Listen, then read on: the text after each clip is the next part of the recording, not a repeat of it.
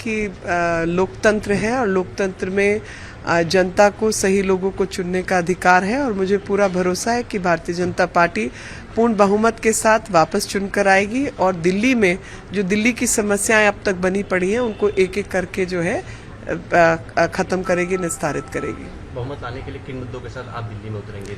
बहुमत बड़ा एक साधारण सी बात है जी। जो लोग दूसरों पर उंगली उठाते हैं और खुद कोई काम नहीं करते, उनसे उनके काम का हिसाब मांगा जाएगा कि काम मत करो, काम का जिक्र करो और जिक्र करके जिक्र की फिक्र करो, मगर काम मत करो। तो हमारे विपक्ष में जो लोग बैठे हैं वो काम नहीं करने वाले लोग हैं।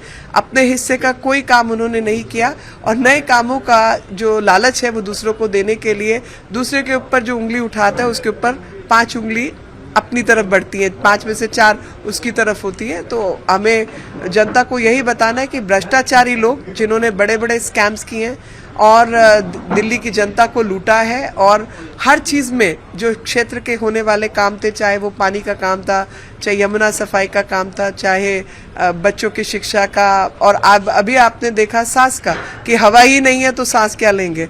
और वो बड़े बड़े वो कभी रेड लाइट पे रुको, इंजन शुरू करो और बंद करो शुरू करो, यही सब पे पैसा उड़ा गए। लेकिन जो हवा साफ करने के लिए काम होना चाहिए था वो काम नहीं किया।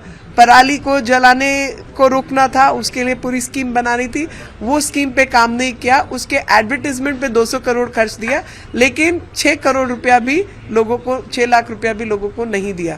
तो इस तरीके के मुद्दे कि एडवर्टाइजमेंट बजट कहीं ज्यादा है, जो असली होने वाला काम है वो नहीं है। तो दिल्ली की जनता को समझ है भी और बाकी जो मुद्दे हैं वो भी जनता के सामने आएंगे। तो हमारा तो बहुत साधारण सा विषय है कि काम, इनका तो एक ही नारा है, काम मत करो, काम की फिक्र करो और फिक्र का जिक्र करो पर काम मत करो।